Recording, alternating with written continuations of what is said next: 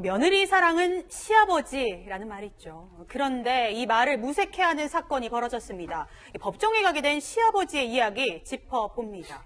이윤우 팀장, 그러니까 이 시아버지가 며느리에게 차마 입에도 담기 힘든 그런 몹쓸 짓을 했다면서요. 네, 그렇습니다. 이 직장까지 가서 이 며느리를 성추행을 한 건데요. 성추행이요? 그렇습니다. 구체적 내용을 보면 좀 더 충격적입니다. 60대 시아버지가 있습니다. 이 지난해 3월 며느리가 일하는 경기 김포 매장을 찾아갔어요. 네. 이 뺨에 입을 맞추고 껴안습니다. 당시 통화를 하고 있었던 이 며느리의 이 빈틈을 노려서 추행을 한 겁니다. 결국 이 남성은 강제 추행 혐의로 기소됐습니다. 네, 그런데 이 시아버지의 성추행, 여기서 한 번에서 끝난 것이 아니었다면서요, 교수님. 정말 제가 보는 그 사건 중에서 아주 형편없는 그런 사람이 아닌가 네. 생각이 됩니다. 요즘에 이제 그 아이들 결혼을 하게 되면 옆에서 부모들이 정말 물심양면으로 이제 옆에서 도와줘도 지금 결혼 생활을 할까 말까 하는데, 이 시아버지라고 하는 자가 자기 며느리에게 그것도 한 번도 아니고 상습적으로 네. 이제 그러한 것을 했다라고 하는 거죠. 왜 그러냐면 일단 성추행을 하고 난 그 바로 다음 날 며느리를 찾아가서 이렇게 묻습니다. CCTV 사각지대가 어디냐? 그 CCTV 사각지대를 찾는 사람은 앞으로 자기가 어떤 행동을 하는 것이 CCTV에 포착된다라고 하는 것을 이미 인식을 하고 있다라고 하는 것이니까 자신의 행동이 정말 잘못된 것이다라고 하는 것을 알고 있는 것이죠. 네. 그래서 이제 카메라 잡히지 않는 것을 찾다가 싱크대 부근에서 며느리가 딸기를 씻고 있었는데 거기에다가 며느리에게 입을 맞추고 강제 추행을 했다.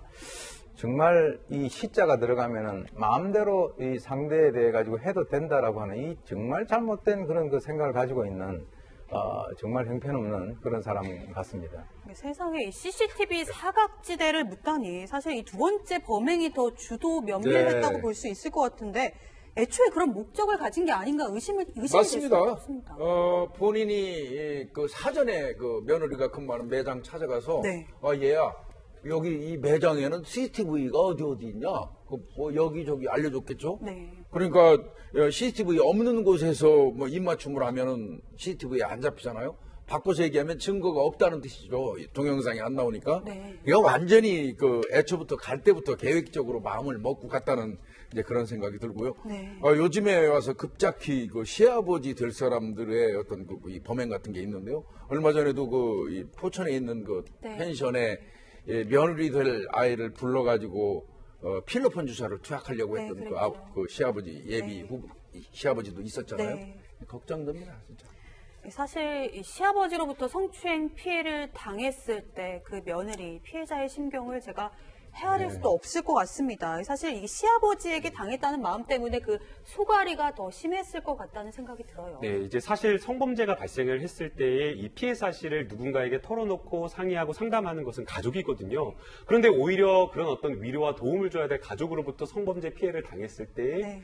이 지금 며느리가 받았을 고통과 스트레스는 정말 이루 말할 수가 없고요. 사실은 이런 어떤 범죄가 발생을 했을 때에 법률가 변호사를 찾아와서 상담을 할 때 혼자 오진 않거든요.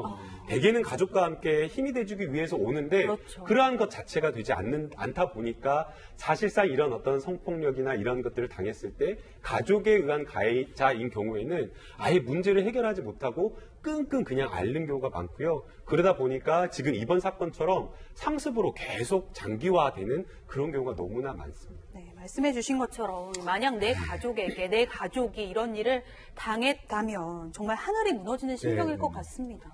이게요, 2018년도에 한국 성폭력 상담소에서 발표한 게 하나가 있어요. 네.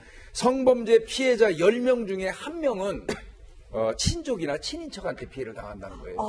그리고 그 중에 법적 대응에 나서는 사람은 100명 중에 4명이랍니다. 4명이요? 예, 그 정도 선이라는 거예요. 그것도 그나마 통계에 의해서 나온 거고요. 네. 사실은 이거보다 더 많을지도 몰라요. 암수 범죄가 존재할 가능성이 있기 때문에 이거는 상당히 심각하고요. 저는 일선 현장에 있으면서 이제 친족에 의한 성범죄 사건을 꽤 많이 취급을 했는데요. 네. 가장 심각한 거는 친족에 의해서 성범죄가 이루어지고 나면 2차 문제, 3차 가해가 문제예요. 어떤 경우냐면 일단 사건을 그냥 줄기차게 했어요. 네. 친척이지만 처벌을 해달라고 수사기관에 해서 수사를 하고 있는데 주변에 있는 친지 어른들이 계속 찾아가가지고 네. 고소 취소해라, 합의해줘라 네. 이러면서 그 2차, 3차 가해를 가하는 그게 더 고통을 받는다고 얘기하더라고요.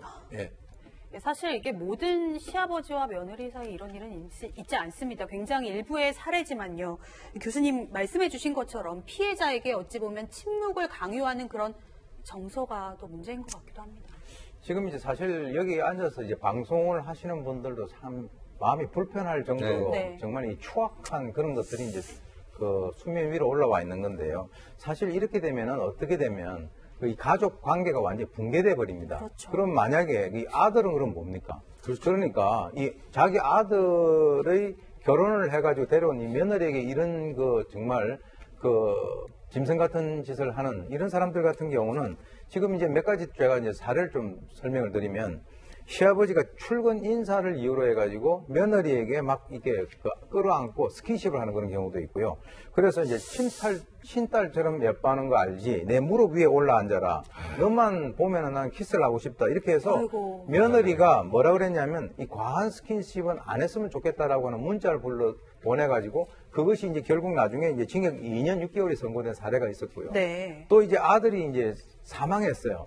참 이게 그 정말 가슴 아픈 건데 아들이 사망을 했는데 이 시아버지라는 자가 1년 9개월 동안 며느리를 상습적으로 성폭행을 해가지고 징역 7년이 선고된 그런 사례도 있었습니다. 그래서 이건 뭐냐면 아까 말씀하신 대로 이게 어떤 그 커넥션 같이 네. 안쪽에서 너만 입을 다물면 모든 것이 다 된다라고 이렇게 생각을 하고 있는데 이거는 사실은요 완전히 가족 그 시스템 자체가 붕괴되는 그런 그 추악한 단계로 가는 그런 상황입니다. 네, 이번 사건 같은 경우는 며느리가 아주 용기를 내서 신고를 했고 결국 시아버지가 법정에 서게 됐습니다. 어떤 판결이 내려졌나요? 네, 그렇습니다. 이 시아버지가 좀 다행히 범행 사실을 인정을 해서요. 네. 이 며느리를 2차례 강제추행하는 등 이 죄질이 좋지 않고 이 며느리도 정신적 고통이 심대하다며 이 법원이 유죄를 선고를 했습니다. 이 강제추행 혐의로요. 이 징역 2년 6개월에 집행유예 3년을 받았는데요. 네. 이 반성을 하고 있고 이 시아버지가 그래서 이런 점 등을 이 양형의 정상 참작했다고 밝혔습니다.